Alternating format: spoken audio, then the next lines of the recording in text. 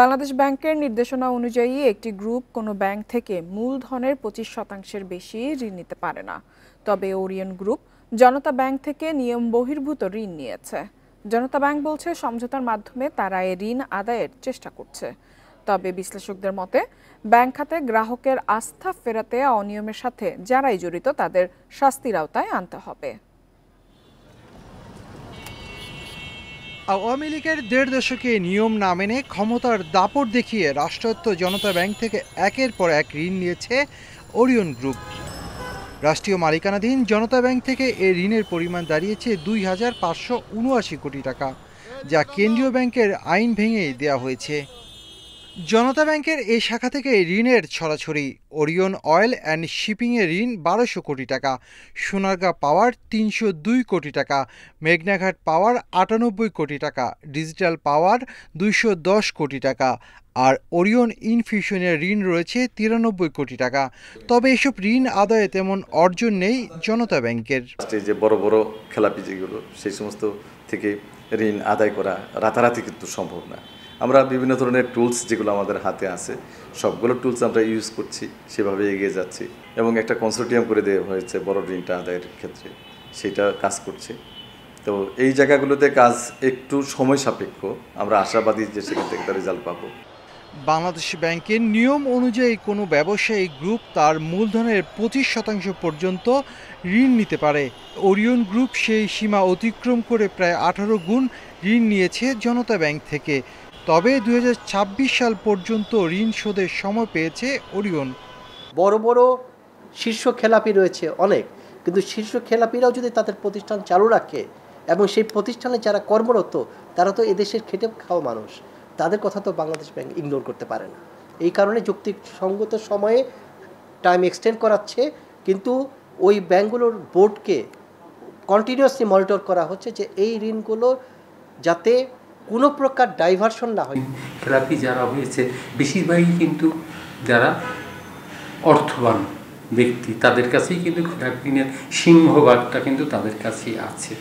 কাজেই এই ঋণটাকে আদায় করার জন্য তার জন্য আইনগত বা ব্যবস্থাগত যে ধরনের পরিবর্তন করা দরকার সেগুলোকে দ্রুততার সঙ্গে করে যাতে আদায় করা যায়। এসব নিয়ে ওরিয়ন গ্রুপের সাথে কথা বলতে চাইলেও তারা এ ব্যাপারে কোনো কথাই বলেনি গণমাধ্যমের সাথে। Shafil Alam Sujan, independent news, Dhaka. Over invoicing এর মাধ্যমে দেশ থেকে অর্থ পাচার হওয়ার ঘটনাকে ব্যাংক ও কাস্টমসের সামষ্টিক ব্যর্থতা বলে মনে করেন জাতীয় রাজস্ব বোর্ড এনবিআর এর চেয়ারম্যান আব্দুর রহমান খান। শনিবার রাজধানীর এফডিসিতে ডিবেট ফর ডেমোক্রেসি আয়োজিত এক বিতর্ক অনুষ্ঠানে তিনি এই মন্তব্য করেন। এনবিআর চেয়ারম্যান বলেন, সফটওয়্যার এবং ডাটা কালেক্টিভ এজেন্সির মাধ্যমে আন্তর্জাতিক বাজারে পণ্যের দাম জানা সম্ভব, যা দেশীয় ব্যাংকগুলোতে এলসি খোলার সময় গুরুত্বপূর্ণ ভূমিকা পালন করবে। রাজস্ব বোর্ড সংস্কার প্রসঙ্গে চেয়ারম্যান বলেন, শুধু রাজস্ব নীতি ও ব্যবস্থাপনা নামে আলাদা বিভাগ করলেই কর আদায় বাড়বে না। এজন্য কর ব্যবস্থাপনায় দক্ষতা ও স্বচ্ছতা নিশ্চিত করতে হবে। এছাড়া সংস্কারের সুপারিশগুলো বাস্তবায়ন করা না হলে সুফল আসবে না বলেও জানান তিনি।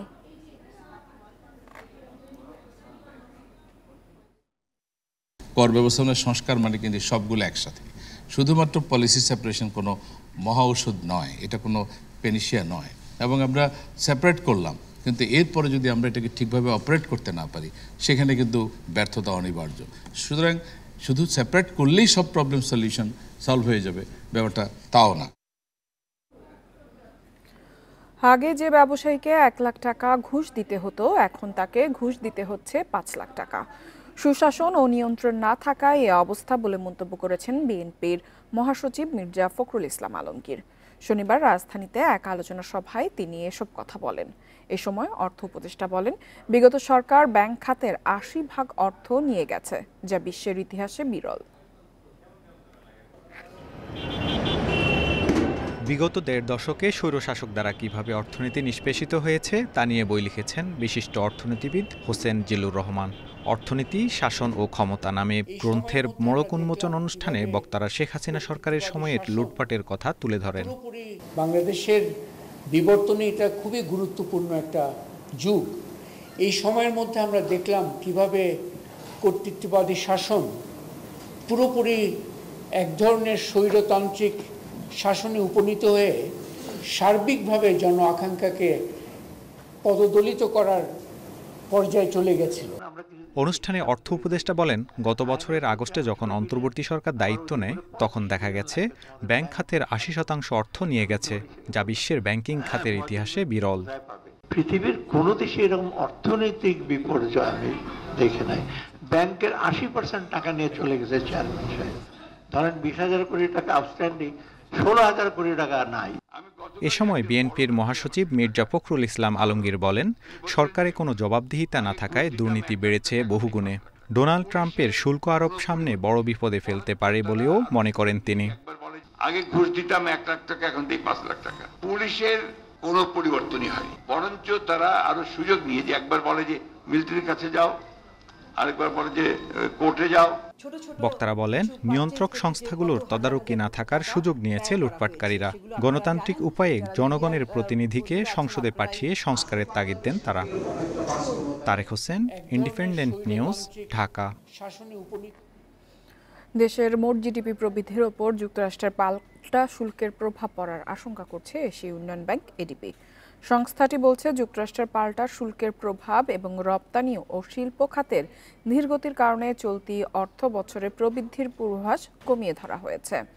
সম্প্রতি সংস্থার এশিয়ান ডেভেলপমেন্ট আউটলুক এডিও এর এক প্রতিবেদনে এসব তথ্য উঠে আসে। প্রতিবেদন বলছে, দক্ষিণ পূর্ব এশিয়ার অর্থনীতি বহুলাংশে রপ্তানি নির্ভর। থাইল্যান্ড, মালয়েশিয়া বা ব্রুনাইয়ের মতো দেশে জিডিপিতে রপ্তানির অবদান ৬০% বেশি, যার বড় একটি অংশের গন্তব্য যুক্তরাষ্ট্র। মার্কিন প্রেসিডেন্টের নতুন শুল্ক নীতি এসব দেশের অর্থনীতিতে বড় বিপর্যয় ডেকে আনতে পারে। ফলে ২০২৫ সালে দক্ষিণ পূর্ব এশিয়ায় মোট প্রবৃদ্ধির হার কমে দাঁড়াতে পারে ৪.২%।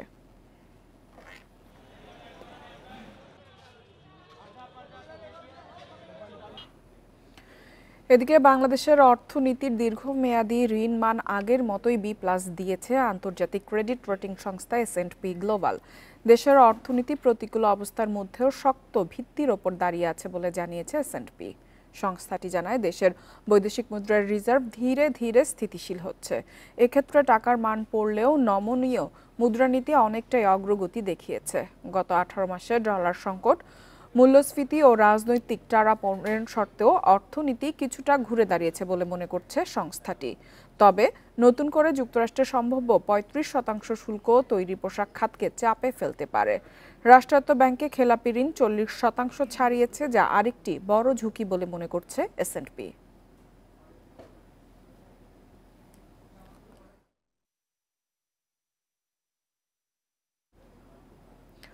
গত 5 বছরে ডেবিট, ক্রেডিট এবং প্রিপেইড কার্ড ইস্যু বৃদ্ধি পেয়েছে 140%। এছাড়া কার্ডের মাধ্যমে লেনদেন 228% বেড়েছে। সম্প্রতি বাংলাদেশ ব্যাংকের এক পরিসংখ্যানে এসব তথ্য উঠে এসেছে। পরিসংখ্যান বলছে, 2020 সালের মে মাসে দেশে ইস্যুকৃত ডেবিট কার্ডের সংখ্যা ছিল 1,94,00,000, যা 2025 সালের এপ্রিল পর্যন্ত বেড়ে দাঁড়িয়েছে 4,15,10,000-এ। কেন্দ্রীয় ব্যাংকের তথ্য অনুযায়ী একই সময়ে ক্রেডিট কার্ডের সংখ্যা বৃদ্ধি পেয়ে 15 লাখ থেকে 25 লাখে পৌঁছেছে। এর মধ্যে বাংলাদেশি নাগরিকরা সবচেয়ে বেশি ক্রেডিট কার্ড ব্যবহার করেছেন যুক্তরাষ্ট্রে। অন্যদিকে বাংলাদেশে অবস্থানরত বিদেশিদের মধ্যে যুক্তরাষ্ট্রের নাগরিকরাই সবচেয়ে বেশি ব্যয় করেছেন। বিশেষজ্ঞদের মতে, দেশটির ডিজিটাল এবং ক্যাশলেস আর্থিক ব্যবস্থার অগ্রগতির ইতিবাচক। গত 5 বছরে কার্ড ভিত্তিক লেনদেন দ্রুত সম্প্রসারণ হয়েছে বলে মনে করেন তারা। জুলাই বিপ্লবের শহীদদের স্মরণে এক আলোচনা সভা ও দোয়া মাহফিলের আয়োজন করেছে জ্বালানি ও খনিজ সম্পদ বিভাগ। অনুষ্ঠানে বক্তারা বলেন, দেশপ্রেম থেকেই জুলাই গণ অভ্যুত্থান হয়েছে, তাই দেশের উন্নয়নে এই দেশপ্রেম কাজে লাগাতে হবে।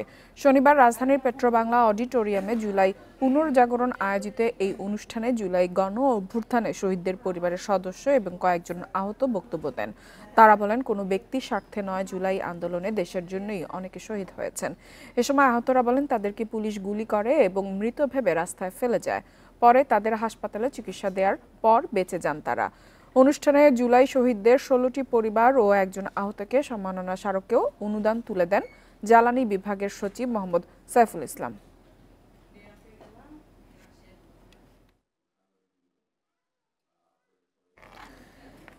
ইন্টেরিয়র ডিজাইন শিল্পকে অতিরিক্ত ভ্যাট প্রত্যাহারের দাবি জানিয়েছে খাতের উদ্যোক্তারা। শনিবার রাজধানীর পল্টনে ইন্টেরিয়র ডিজাইনার্স অ্যাসোসিয়েশন আয়োজিত এক অনুষ্ঠানে একথা বলেন তারা। এ সময় তারা আরও বলেন, নগরায়নের বিস্তার ও মানুষের রুচির পরিবর্তনের কারণে ইন্টেরিয়র শিল্পের চাহিদা দিন দিন বাড়ছে। এ শিল্পে তরুণদের কর্মসংস্থানের ভালো সুযোগ তৈরি হচ্ছে। বর্তমানে দেশে ছোট বড় মিলিয়ে 10,000-এর বেশি ইন্টেরিয়র ফার্ম রয়েছে, কিন্তু কনসালটেন্সির ওপর 15% ভ্যাট এবং কাঁচামালের মূল্য বৃদ্ধি প্রতিবন্ধকতা তৈরি করেছে। পাশাপাশি দক্ষ জনবলের অভাবও রয়েছে। এ খাতের বিকাশের পাবলিক বিশ্ববিদ্যালয়গুলোতে ইন্টেরিয়র ডিজাইন কোর্স চালু করারও দাবি জানান খাত সংশ্লিষ্টরা।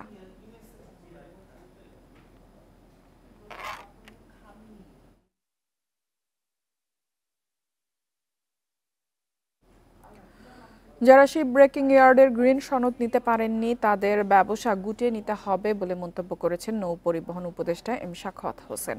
দুপুরে চট্টগ্রামের সীতাকুণ্ডে KSRM শিপ ব্রেকিং ইয়ার্ডের জাহাজ পুনঃপ্রক্রিয়াজাত কার্যক্রম পরিদর্শন শেষে তিনি বলেন, হংকং কনভেনশন নীতি অনুসরণ করায় চট্টগ্রামের 16টি ship breaking yard green shipyard সনদ পেয়েছে।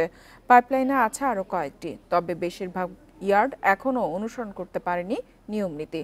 বিষয়টি সহজতর করতে সরকার সর্বোচ্চ সহযোগিতা করবে বলেও ব্যবসায়ীদের আশ্বস্ত করেন উপদেষ্টা। এ সময় আয় বাড়াতে শিপিং কর্পোরেশনের জন্য আরও 3টি জাহাজ কেনা হচ্ছে বলে জানান তিনি। এর আগে সকালে শিপইয়ার্ড কর্তৃপক্ষের সঙ্গে বৈঠক করেন তারা। এ সময় তারা খাতের নানা সমস্যার কথা উপদেষ্টার কাছে তুলে ধরেন। তারা গ্রিন ইয়ার্ড হতে পারবেন না, আনফর্চুনেটলি তাদেরকে এই ব্যবসা থেকে গুটিয়ে নিয়ে আসতে হবে। কাজেই যদিও জুন মাস চলে গেছে, তবুও হয়তো আমরা আইএলও থেকে একটা এক্সটেনশন নিতে পারি, সেটাও 3 থেকে 6 মাসের বেশি হবে না। নাটোরে আওয়ামী লীগ সরকারের আমলে তৈরি আশ্রয়ণ প্রকল্পের বেশিরভাগ ঘরই বসবাসের অনুপযোগী হয়ে পড়েছে। খালি পড়ে আছে বহু ঘর। এছাড়াও এসব বাড়ি হস্তান্তরের অনিয়ম ও স্বজনপ্রীতির অভিযোগ করেছেন গৃহহীনরা। নাটোরে গৃহহীনদের জন্য আশ্রয়ণ প্রকল্পের মাধ্যমে বাড়ি তৈরি করে দিয়েছিল আওয়ামী লীগ সরকার। তবে অল্প দিনের মধ্যেই বসবাসের অনুপযোগী হয়ে পড়ে বেশিরভাগ ঘর। নিম্নমানের উপকরণ দিয়ে এসব বাড়ি তৈরি করায় ফাটল ধরেছে দেয়ালে, খুলে পড়ছে টিনের চালা। টিউবওয়েল দেয়া হলেও পানি নিষ্কাশনের ব্যবস্থা না থাকায় তৈরি হচ্ছে জলাবদ্ধতা। ওয়াল ফেটে যাচ্ছে, মাইজা ফেটে যাচ্ছে, আপনার বাথরুমের যে ওয়ালগুলা দিছে ওগুলা ফেটে যাচ্ছে। হাত দিলে মনে করেন যে বালু এমনিতেই খসে খসে পড়ে যাচ্ছে। এমন সিস্টেমের ঘর দিছে, আমরা যে পানি গড়াবো সে পানি গড়ানোর মতন পরিস্থিতি নেই। এক জমিত গেলে জমিওয়ালারা গালাগালি করে, আমরা পানি কোন জায়গায় রাখবো। সদর উপজেলার আশ্রয়ণ প্রকল্পের 100 বাড়ির মধ্যে মাত্র 30 থেকে 32টি ব্যবহৃত হলেও বাকিগুলো তালাবদ্ধ। গৃহহীনদের জন্য তৈরি করা এসব ঘর বরাদ্দে অনিয়ম ও স্বজনপ্রীতির অভিযোগ আছে। তারা আত্মীয় স্বজন যারা আছে বা আন্ডারস্ট্যান্ডিং যাদের সাথে আছে তারা কি ঘরটা পাইছে, এবং এমন অবস্থা হয়েছে এখন আপনার হচ্ছে ঘরগুলা লোক তো নাই, প্লাস হচ্ছে বন্ধ হয়ে আছে ঘরগুলা। যারা ঘর পাওয়ার যোগ্য না, ঘর বাড়ি ছিল তাদেরকে ঘর দেওয়া হয়েছে, আর যারা গরিব মানুষ তাদেরকে ঘর দেওয়া কিন্তু হয় নাই। নির্মাণ ও হস্তান্তরের পরই আশ্রয়ণ প্রকল্পের এসব ঘরের দুরবস্থা নিয়ে তৈরি হয় সমালোচনা। বিষয়টি অজানা নয় জেলা প্রশাসনেরও। আমরা প্রতি মাসেই এই জেলা আশ্রয়ণ কমিটির মিটিংগুলো করে থাকি এবং সেখানে সংশ্লিষ্ট যে ডিপার্টমেন্টগুলো কাজ করে, যেমন জনস্বাস্থ্য, বিআরডিবি, শিক্ষা সহ অন্যান্য যে দপ্তরগুলো, তারা প্রতিনিয়ত আমাদেরকে আপডেট দেয়। যদি কোনো সমস্যা থেকে থাকে সেই ডিপার্টমেন্টগুলোর মাধ্যমে আমরা এটি রেগুলার সলভ করে থাকি। নাটোরের 7টি উপজেলায় আশ্রয়ণ প্রকল্পের বাড়ির সংখ্যা 5619টি। এর মধ্যে বেশিরভাগই অব্যবহৃত অবস্থায় পড়ে আছে। Independent news. চুয়াডাঙ্গা পৌর এলাকার ফুটপাত এখন বিভিন্ন দোকানি ও ভ্রাম্যমাণ ব্যবসায়ীদের দখলে। ফলে ফুটপাত দিয়ে স্বাভাবিকভাবে চলাচল করতে পারছেন না পথচারীরা। ঝুঁকি নিয়ে মূল সড়কে চলাচল করতে হচ্ছে তাদের। এতে একদিকে বাড়ছে দুর্ঘটনার ঝুঁকি, অন্যদিকে সড়কে সৃষ্টি হচ্ছে যানজট। চুয়াডাঙ্গা শহরের সরকারি কলেজ এলাকা। পথচারীদের চলাচলের ফুটপাত দখল করে বসানো হয়েছে ভ্রাম্যমাণ দোকান। একই চিত্র শহরের প্রধান ডাকঘরের সামনের সড়কের ফুটপাতেরও। পণ্যের পসরা সাজিয়ে বসেছেন ব্যবসায়ীরা। শহরের অনেক জায়গায় স্থায়ী দোকানের মালামালও রাখা হচ্ছে ফুটপাতে। জায়গা না পেয়ে মূল সড়ক দিয়ে হাঁটতে হয় পথচারীদের। চুয়াডাঙ্গা শহরে যে জায়গায় যাবেন না কেন আপনি দেখবেন ফুটপাত বেদখল হয়ে আছে, লোকজন হাঁটাচলা ঠিক মতো করতে পারছে না। এটা আমাদের যারা পথচারী আমাদের জন্য খুবই সমস্যা, এতে অ্যাক্সিডেন্ট হতে পারে, যে কোনো রকম দুর্ঘটনা যখন তখন হতে পারে। পৌর কর্তৃপক্ষ বলছে ফুটপাত দখলমুক্ত করতে ব্যবস্থা নেওয়া হচ্ছে। ক্ষুদ্র ব্যবসায়ীদেরকে স্থানান্তর করার জন্য আমরা উদ্যোগ গ্রহণ করেছি। আমরা হয়তো অচিরেই এই কাজটা সম্পন্ন করতে পারলে আমার চুয়াডাঙ্গা পৌরবাসী ফুটপাত মুক্ত হতে পারবে এবং তারা সহজেই ফুটপাত দিয়ে সহজেই চলাচল করতে পারবে। স্থানীয়দের অভিযোগ, মাঝে মধ্যে লোক দেখানো উচ্ছেদ অভিযান চললেও অবস্থার পরিবর্তন হচ্ছে না। ফুটপাত দখলমুক্ত করতে কার্যকর পদক্ষেপের দাবি তাদের। ফুটপাতটা মুক্ত করলে আমাদের দুর্ঘটনা থেকেও আমরা এড়াবো এবং মানুষ চলাচলে স্বস্তি পাবে। জ্যামের জন্য এই আশপাশের ফুটপাতের দোকানগুলো না থাকা আমাদের জন্য ভালো এবং সবার জন্যই ভালো আর কি। চুয়াডাঙ্গা পৌর এলাকার 4 কিলোমিটার সড়কে ফুটপাতে অবৈধ স্থাপনা রয়েছে 3 শতাধিক। Independent news. গেল সপ্তাহের তুলনায় চাঁদপুরে বেড়েছে ইলিশের সরবরাহ। উপকূলীয় ইলিশ মিললেও দেখা নেই চাঁদপুর নদী অঞ্চলের ইলিশের দাম কেজি প্রতি 400 থেকে 500 টাকা কমেছে। তবে সরবরাহ বাড়ায় প্রত্যাশা অনুযায়ী দাম কমেনি বলছেন ক্রেতারা।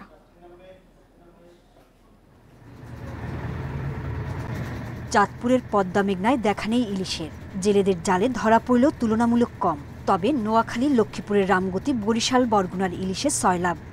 দেশের সবচেয়ে বড় ইলিশের বাজার চাঁদপুর মৎস্য অবতরণ কেন্দ্র। শুক্রবার সকালে এই মাছঘাটে 500 মনের বেশি ইলিশ সরবরাহ হয়েছে। 1 কেজি ওজনের ইলিশ 2100 থেকে 2200 টাকা, যা গেল সপ্তাহে ছিল 2600 থেকে 2700 টাকা। আকার ভেদে প্রতি কেজি ইলিশের দাম কমেছে প্রায় 500 টাকা। আগের তুলনায় মাছ আজকে অনেক বেশি আছে ঘাটে, আর মাছের দামও অনেক কম। 700 গ্রাম যেটা 2200 টাকা ছিল, এটা হয়ে গেছে 1600-1800 টাকা। মাছের সরবরাহ বৃদ্ধি পেলেও দাম খুব একটা কমেনি বলছেন ক্রেতারা। 2700 টাকা করে কেজি, তো মনে হচ্ছে তুলনামূলকভাবে দাম অনেক বেশি।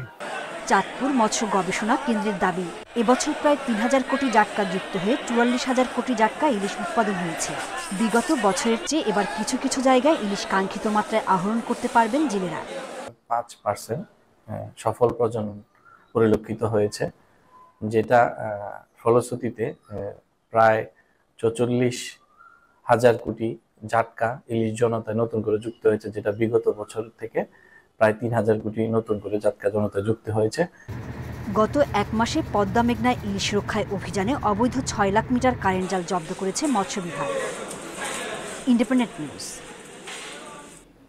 গত সপ্তাহে লেনদেন হওয়া 5 কার্যদিবসই ঊর্ধ্বমুখী ছিল শেয়ার বাজারে। ঢাকা স্টক এক্সচেঞ্জে বাজার মূলধন বেড়েছে 20,000 কোটি টাকার উপরে।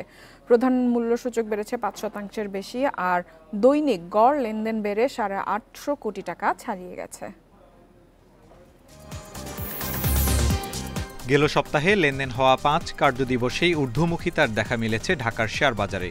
এতে সপ্তাহ শেষে ডিএসই এক্স সূচক 259.56 পয়েন্ট বেড়ে অবস্থান করছে 5,392 পয়েন্টে। এ সময় ডিএসইতে বেড়েছে লেনদেন। গেল সপ্তাহে গড়ে লেনদেন হয়েছে 859 কোটি 44 লাখ টাকার শেয়ার। আগের সপ্তাহে গড় লেনদেন ছিল 681 কোটি 62 লাখ টাকার শেয়ার, অর্থাৎ সপ্তাহের ব্যবধানে লেনদেন বেড়েছে 177 কোটি 82 লাখ টাকা। বিদায়ী সপ্তাহে বাজার মূলধন বেড়েছে 20,509 কোটি টাকা। প্রথম কার্যদিবসে লেনদেন শুরুর আগে ডিএসইর বাজার মূলধন ছিল 6,87,498 কোটি টাকা। সপ্তাহের শেষ কার্যদিবসে বাজার মূলধন দাঁড়িয়েছে 7,08,007 কোটি টাকায়। বিদায়ী সপ্তাহে হাতবদলে অংশ নেয়া 394টি কোম্পানি ও মিউচুয়াল ফান্ডের মধ্যে দর বেড়েছে 215টির, কমেছে 144টি এবং অপরিবর্তিত 35টি প্রতিষ্ঠানের শেয়ার দর। সপ্তাহ জুড়ে সবচেয়ে বেশি লেনদেন হওয়া প্রতিষ্ঠানের তালিকায় প্রথম ব্র্যাক ব্যাংক, দ্বিতীয় বাংলাদেশ শিপিং কর্পোরেশন এবং তৃতীয় অবস্থানে সিটি ব্যাংক। শতাংশের দিক থেকে দর বৃদ্ধির তালিকায় প্রথম উত্তরা ফিন্যান্স, দ্বিতীয় এনসিসি ব্যাংক এবং তৃতীয় অবস্থানে ব্যাংক এশিয়া। অন্যদিকে বিদায়ী সপ্তাহে চট্টগ্রাম স্টক এক্সচেঞ্জ সার্বিক সূচক 684 পয়েন্ট বেড়ে অবস্থান করছে 15,013 পয়েন্টে। সপ্তাহ জুড়ে লেনদেন হয় 91 কোটি 68 লাখ টাকা। Tarek Hossain, independent news, Dhaka. কুয়াকাটা সমুদ্র সৈকত রক্ষার দাবিতে মানববন্ধন হয়েছে। কুয়াকাটা বাঁচাও, পর্যটন বাঁচাও এই স্লোগানে মানববন্ধন করে বিভিন্ন সংগঠন। বেলা 11টায় কুয়াকাটা ট্যুরিজম পার্ক সংলগ্ন সড়কে আয়োজিত কর্মসূচিতে অংশ নেন Kuakata hotel motel employees association, tourist board, মালিক সমিতি, ট্যুর অপারেটর অ্যাসোসিয়েশন সহ বিভিন্ন সংগঠন। এ সময় বক্তারা বলেন, কুয়াকাটা সৈকত এদেশের জাতীয় সম্পদ। অব্যাহত ভাঙনে সৈকতের সৌন্দর্য ও পরিবেশ ধ্বংস হয় পর্যটকদের আগ্রহ কমে যাচ্ছে, যা পর্যটন শিল্পের জন্য বড় হুমকি। ভাঙন ঠেকানোর পাশাপাশি সৈকতের সৌন্দর্য রক্ষায় দ্রুত পদক্ষেপ নিতে সরকারের কাছে অনুরোধ জানান তারা।